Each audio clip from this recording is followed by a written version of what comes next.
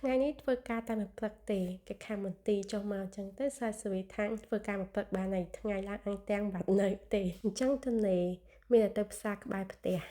យើងដើររយៈពេល15នាទីទៅដល់សង់ទ័រវីម៉ូហ្នឹងហើយខែដំបូងអត់សូវចេះដើរទេ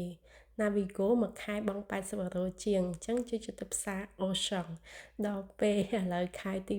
2លែងបង់ជាប្រចាំខែហើយសុខចិត្តថាពេលដែលយើងចង់ទៅប៉ារីអីចឹងបើយើងបង់មួយថ្ងៃ€12ហើយហ្មងកន្លែងហ្នឹងយើងជួយចិត្តដើរមកជាងគេដែលសត្វវាចិត្តផងហើយវាមានសួនច្បារគេហៅថាដាំប៊ូស៊ីអេមានព្រះវិហារ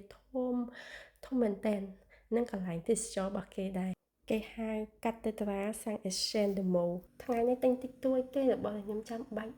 ហើយមានតែដោះគោស្រស់ហើយស្លាប់មាន់បើរឿងសាច់ជ្រូកអត់ទិញទេភាគច្រើនឆ្អេះញ៉ាំអត់កើតហ្មងហើយកាលពីហ្នឹងគឺគ្រឿងសមុទ្រសាក់ទិញ scallop មើលទៅទៅនៅពេកតែដើរធ្វើអីទេ